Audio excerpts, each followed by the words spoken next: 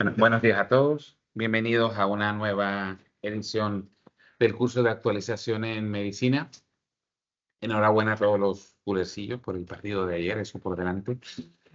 Tenemos hoy el gusto y el agrado de presentar a una compañera del servicio de cirugía maxilofacial que nos viene a hablar de la osteonecrosis relacionada a la medicación. Ha hecho un gran esfuerzo porque creo que no era la ponente, pero sobre la marcha hemos tenido que reorganizar. Recordaros a todos el QR para poder registrar la asistencia al final del curso y poder dar el certificado. Gracias por tu trabajo y por tu dedicación y adelante. A vosotros. Hola, buenos días a todos. Creo que se me oye bien si no me interrumpís. Soy Ana Ramos, facultativa especialista de cirugía maxilofacial del hospital, y voy a hablaros en este ratito de la osteonecrosis maxilomandibular relacionada con medicamentos. Desde el punto de vista nuestro, del cirujano maxilofacial, es decir, desde el paciente que está sobre todo en tratamiento con bifosfonatos y denosumab y sufre este efecto adverso, pues cómo lo recibimos nosotros, qué pruebas les pedimos y cómo lo manejamos.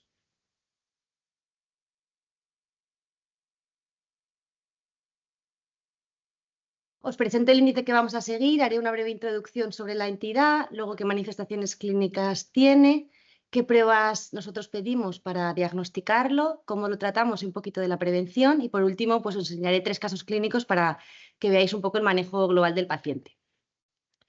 Antes de comenzar con la introducción, quiero poneros una curiosidad, y es que durante la Revolución Industrial uno de los grandes avances en esta época de las grandes fábricas fueron las cerillas, que antiguamente pues, se hacían de fósforo blanco y consistían en un palito de madera con un poco de fósforo en cada extremo. Y curiosamente, pues eran las mujeres en esta época las que se encargaban de introducir este palito de madera en fósforo, de manera que existen escritos de aquella época de los médicos que describen varios casos de mujeres que acudían a sus consultas con dolores dentales, con bolsas de pus, con hueso expuesto y que finalmente acababan incluso en una resección completa de la mandíbula.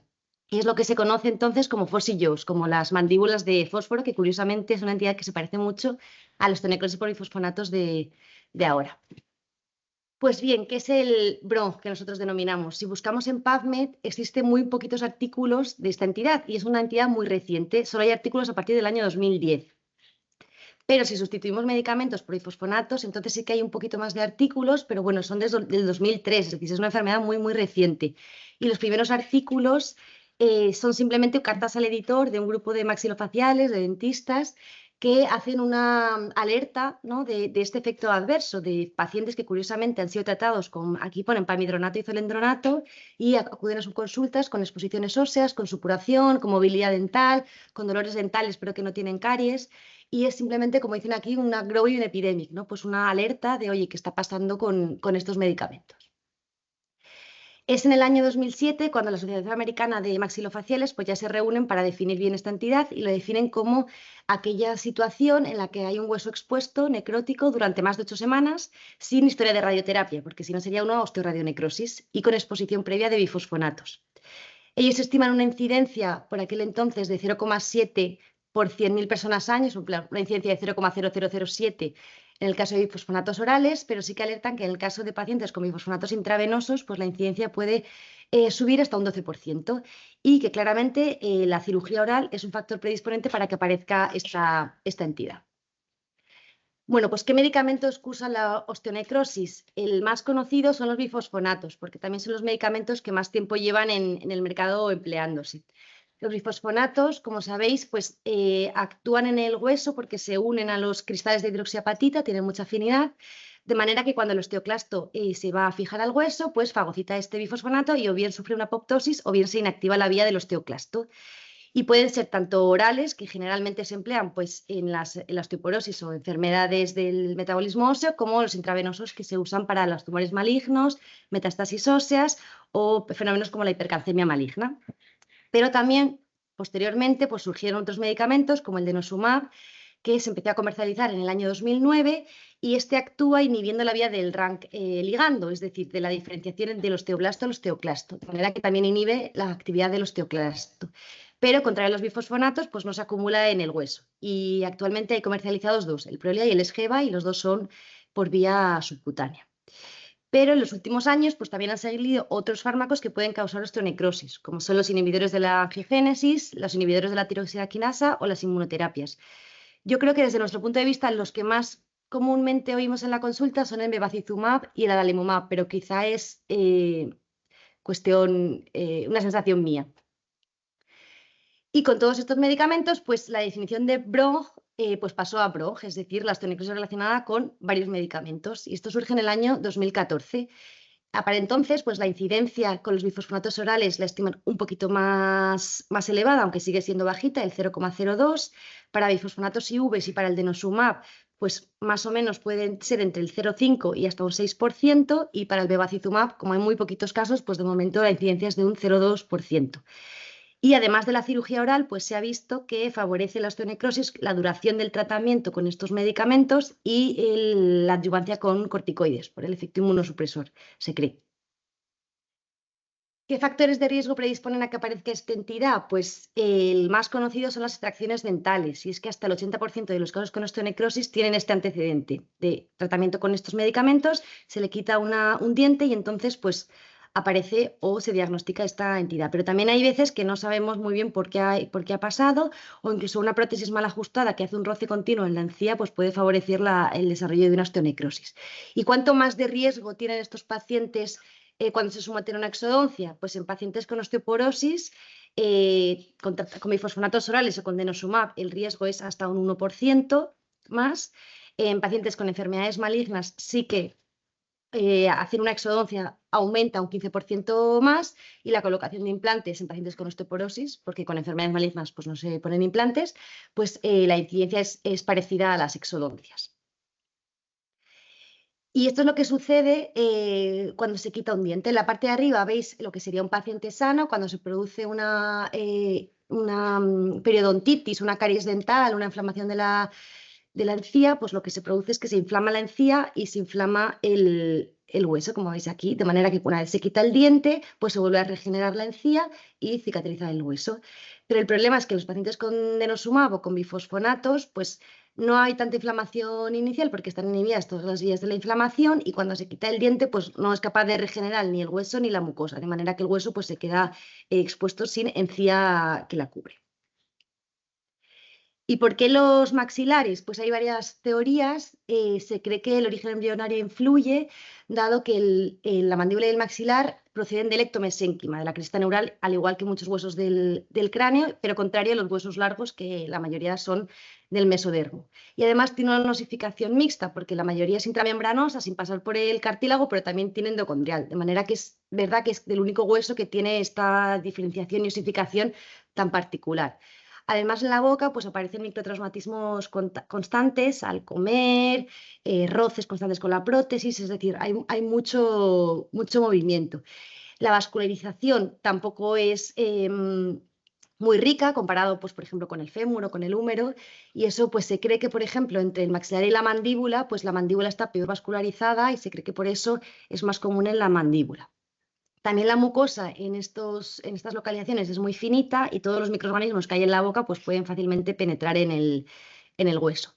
Y luego otra teoría es que los bifosfonatos concretamente, como hemos dicho, que se unen a la hidroxiapatita, sobre todo en el hueso que tiene pues mayor recambio óseo porque hay más cantidad de hidroxiapatita, pues como hay mucho remodelado en la mandíbula, pues quizás se acumula más el bifosfonato en esta localización que en otras partes del cuerpo.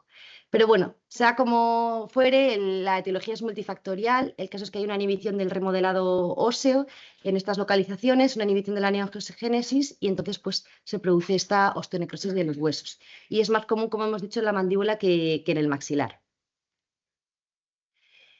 En cuanto a las manifestaciones clínicas de esta entidad, pues son muy difusas, excepto cuando ya sabemos que está establecida la enfermedad. Suelen cursar con un dolor inespecífico, que el paciente no sabe localizar muy bien si es un diente, si es la mandíbula, si es el maxilar. Hay veces que hay una movilidad dental, pero el diente claramente no tiene una caries. Puede haber exposición ósea, que entonces es cuando ya estamos en un estadio un poquito más avanzado, y entonces pues ya es más fácil diagnosticar esta entidad.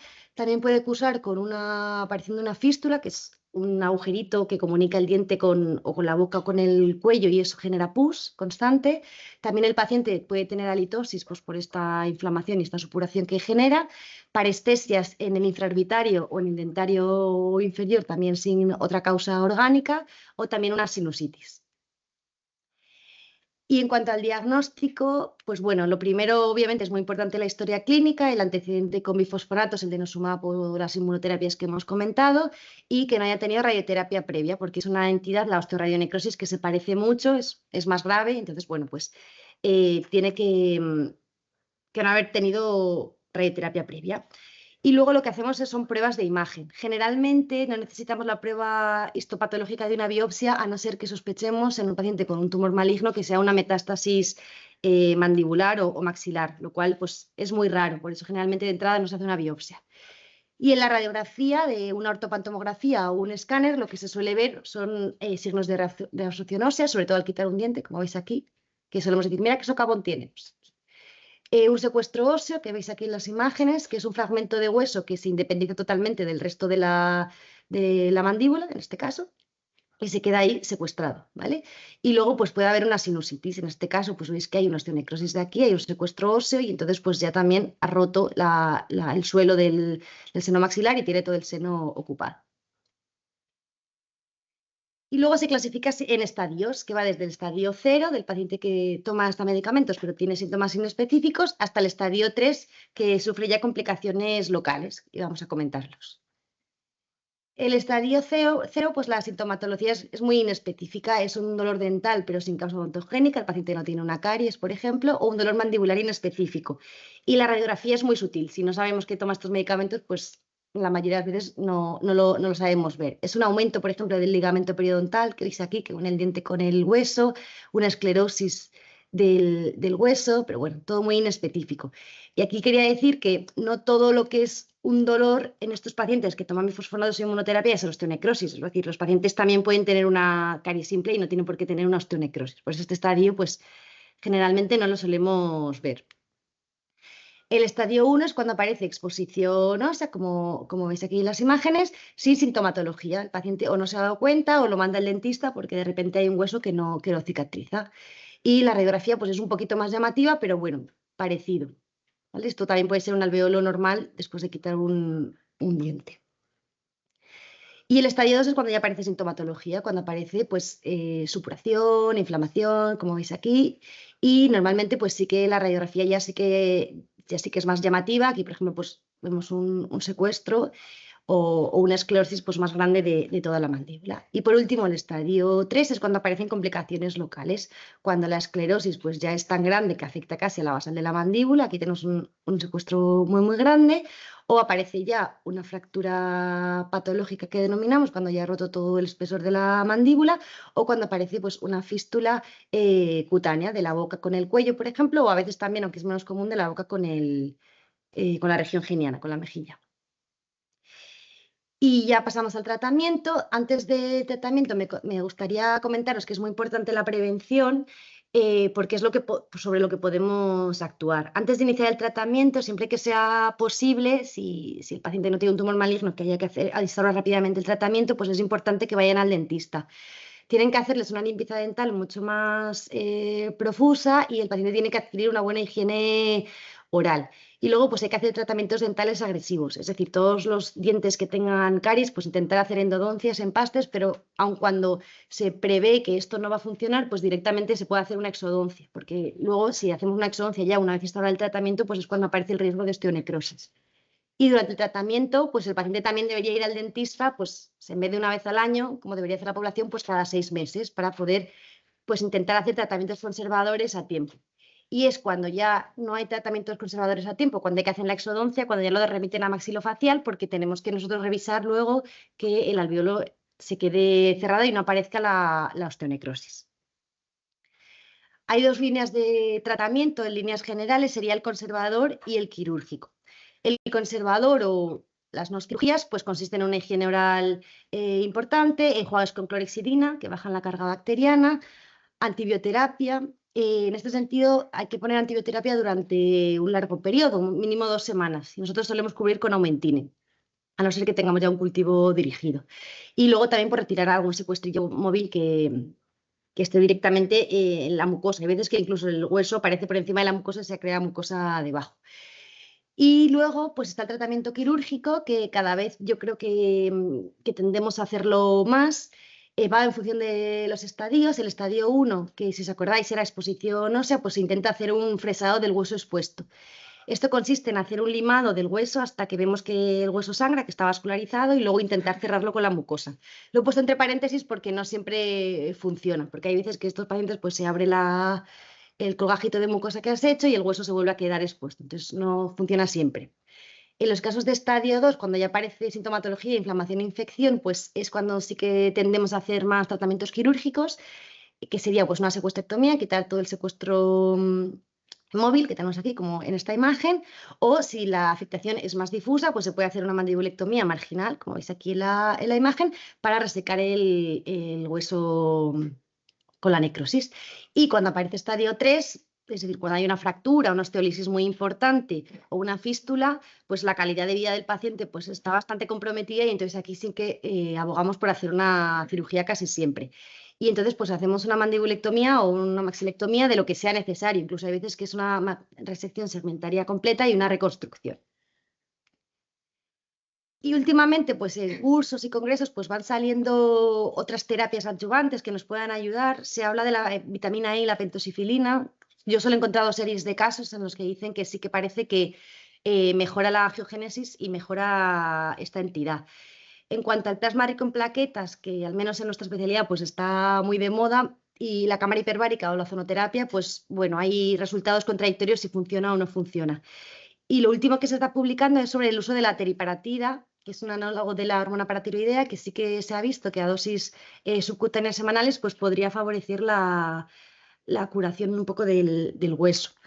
Os quería enseñar este ensayo clínico que me parece que está bastante bien. Hace dos grupos, uno placebo y otro que es la teriparatida, y aparte son bastante similares los dos grupos. En cuanto a número de características, la mayoría son osteonecrosis en estadio 2, que es lo más común cuando aparece sintomatología. La mayoría toman antirresortivos o bien por enfermedades malignas, mieloma o osteoporosis. La mayoría tienen el antecedente de una exodoncia, como hemos comentado, y todos habían sido tratados o bien quirúrgicamente o bien de manera conservadora. Entonces, en el grupo le dan la teriparatida a los dos grupos durante 8 semanas subcutáneas y al mes comparan clínica y radiológicamente cómo están los pacientes, y en el grupo con teriparatida pues parece que mejoran un 45%, lo cual pues es bastante bueno, aunque bueno, en el grupo placebo pues también mejoran espontáneamente con el tiempo algunos, ¿vale? Lo que pasa es que sí que alertan que como la teriparatida puede tener un efecto anabólico sobre el hueso, por el riesgo de recidiva, pues no se debería usar ni en pacientes con osteosarcoma ni con metástasis óseas que estén activas por el riesgo de que se vuelvan a activar. Y ya lo último, en cuanto a las drug holidays, pues hace unos años sí que se hablaba si suspender estos medicamentos cuando aparecía la osteonecrosis era beneficioso, pero actualmente no hay consenso de que esto aporte beneficio. Comentando un poquito de los bifosfonatos, pues como hemos dicho, se acumulan en el hueso, de manera que el paciente que toma bifosfonatos antes de hacer una exodoncia, ¿es necesario retirar los bifosfonatos? Pues en los pacientes con bajo riesgo que toman bifosfonatos orales, a día de hoy no está indicado suspenderlos porque la incidencia de osteonecrosis, como hemos visto, era muy, muy bajita.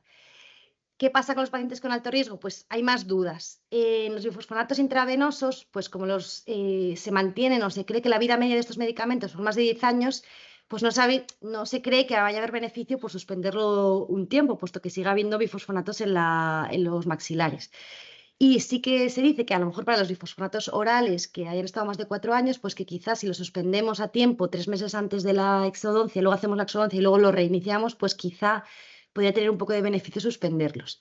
Y cuando ya aparece la exposición ósea, la osteonecrosis, pues solo quizá en estadios muy iniciales, en estadios 1, pues se ha visto que al quitar los bifosfonatos puede mejorar, porque si no ya la enfermedad ya está establecida.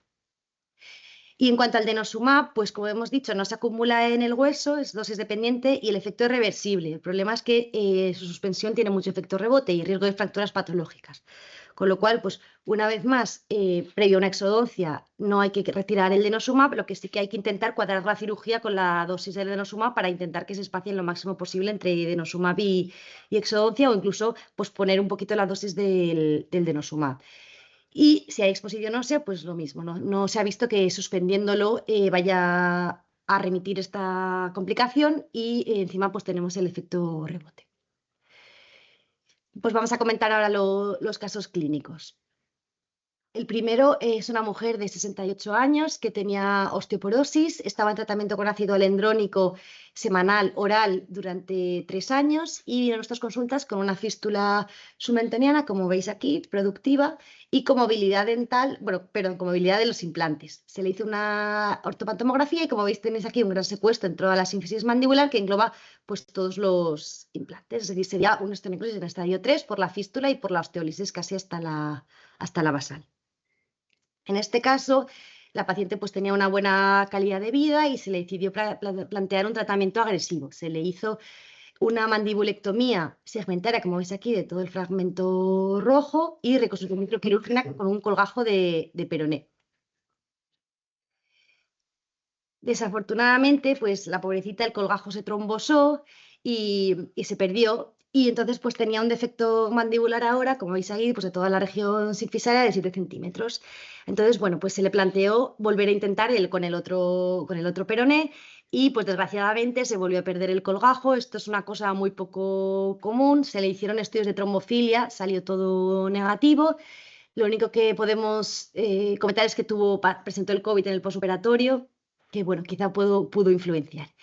Y entonces, pues con este defecto mandibular se le decidió hacer una regeneración ósea guiada con células madre de la médula ósea aspiradas, con injerto de óseo de cadáver y las proteínas BMPs y pues ya afortunadamente pudimos, como veis ahí, regenerar la mandíbula con bastante calidad de hueso y actualmente pues tiene sus prótesis dentales y tiene una buena calidad de vida, pero bueno, pues la pobrecita ha pasado 3 años de cirugías.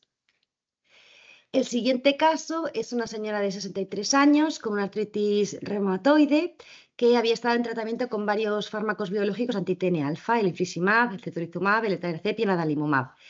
Esta señora la seguíamos durante muchos años. Tenía inicialmente pues, una exposición ósea, luego una fístula oral, luego comenzó con una fístula submentoniana, con una comunicación de la boca con la mandíbula.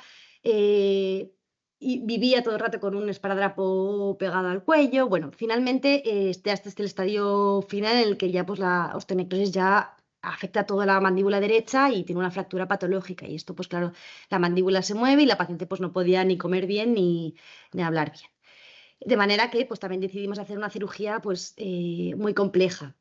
Hicimos una mandibulectomía derecha que incluía una resección de la articulación temporomandibular, que es una cirugía pues, muy compleja. Se puso para fijación una placa de reconstrucción y una prótesis de la articulación y luego como tenía un defecto de partes blandas en la boca y en el cuello, pues un colgajo anterolateral con 2 islas para cubrir el defecto de la boca y el cuello.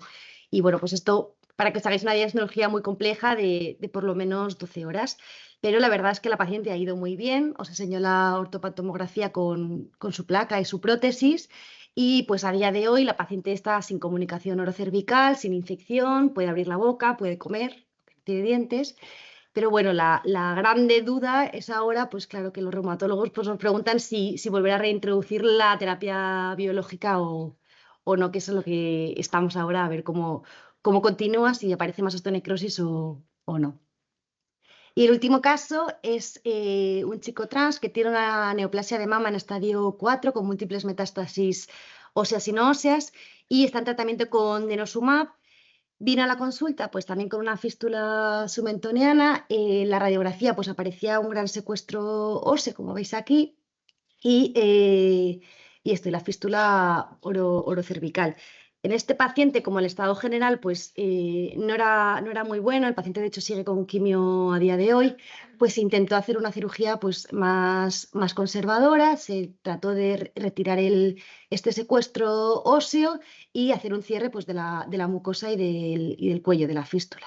Y pues funcionó, la fístula se cerró, el paciente estaba bien, pero claro, el huesecito que queda después de la cirugía de la basal mandibular pues es muy finito y aunque el paciente se les dice que tiene que comer dieta líquida, pues al final el paciente, pues los pobres comen lo que pueden y la última vez que vino a la consulta pues tenía una fractura patológica, como veis aquí. Y pues bueno, pues está programado para hacer poner una placa de reconstrucción para fijar esta fractura y poner aquí un injerto de cresta ilíaca. A ver cómo va. Y ya para concluir, pues quiero destacar que la osteonecrosis es una complicación poco frecuente. Lo que pasa es que también desde nuestra visión sesgada como maxilofacial sí que es prevalente porque al final hay mucha población con estos medicamentos y afecta mucho la calidad de vida, tanto estética pues, como para comer, para cepillarse, etcétera. Destacar la importancia de la prevención y el seguimiento por el dentista, porque es lo que podemos hacer a día de hoy, intentar de prevenir que no aparezca. Los drug holidays pues cada vez están más en desuso porque no se ha visto claro beneficio. El tratamiento conservador es útil en todos los estadios, hay que hacerlo siempre, pero además pues quizá a día de hoy pues tratar de hacer cirugía incluso en estadios precoces porque muchas veces se curan. Y por último, pues quizá la teriparatida pues puede ser una línea de investigación interesante para ver si mejoran los pacientes con el tratamiento. Muchas gracias.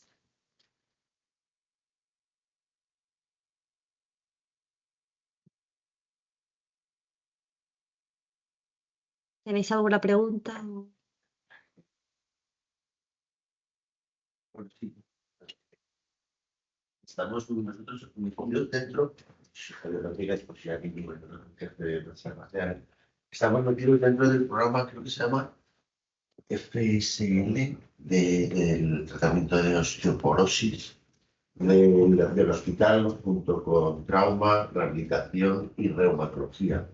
Es un programa que pues más o menos obliga al CATSALU a que todos los pacientes con fractura de cadera o fracturas por osteoporosis ya salgan del hospital con un tratamiento con filosofía para prevención. Entonces, bueno, pues es un esfuerzo que hacemos por nuestra parte para que, bueno, pues todos estos pacientes que han tenido fracturas debido a esa osteoporosis y que están indicadísimos estos tratamientos anticonceptivos porque nos pueden salvar de una paraplegia o de una fractura patológica o de lo que sea, pues tienen que pasar por una evaluación odontológica. Entonces, nosotros siempre pedimos que para agilizar esta evaluación odontológica de estos pacientes que queráis que penséis que van a tener un tratamiento con un antiresortivos, pues le hagáis una radiografía, un autopanto, porque ganamos mucho tiempo. O sea, si tenemos que ir, un paciente que está ingresado, pedir una radiografía, tal no sé qué, volver a tener que ir, eso es un agilizar el proceso. Ortopanto, bueno, a los que penséis que pueda tener, o sea, no todo el mundo, no, es que está, bueno, pues que tiene una calidad que va bien en la boca, que tal, que no pasa nada, pues no, esa paciente no, pero hay algunos que, bueno, pues simplemente con una exploración ves que la boca es una mierda. Es decir, radiografía y exploración por nuestra parte. Pueden tener quistes, pueden tener infecciones. Y dije, bueno, antes de empezar estos tratamientos con anticonceptivos, como decía la doctora Ramos, hay que hacer una prevención. Y tenemos que hacer una cirugía oral. Bueno, primero es la cirugía oral, lo limpiamos y luego empezamos con el tratamiento con el anticonceptivo.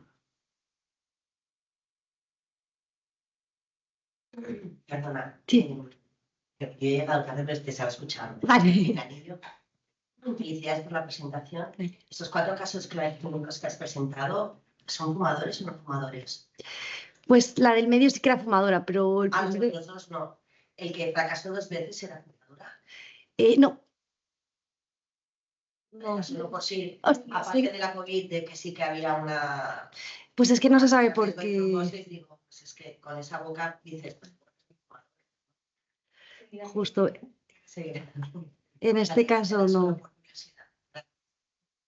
Enhorabuena por la sesión, me gustó mucho y gracias por todo el esfuerzo, ¿no? Solo preguntarte, del segundo caso que presentaste, ¿había tenido trombosis en otro territorio venoso arterial o fue como en Tampoco, solo aquí. Es verdad que pilló justo toda la pandemia COVID y no estaba tan estudiado. O sea, no se supo qué pasó. Nos quedamos con la intriga y aparte es raro perder un colgajo, pero bueno, ya 2 seguidos, pues Todo se promueve. la ven. Nosotros tenemos mucha necrosis de los mandibulares, de los maxilomandibulares en fumadores, sobre todo si reciben la radioterapia, Sí, Vale. que es la otra osteonecrosis, gran osteonecrosis que nosotros tenemos. Tenemos la producida por esto y la relacionada con la radioterapia, que es la radionecrosis, la osteoradionecrosis. Y la radionecrosis en fumadores es fumador y radioterapia. Vale.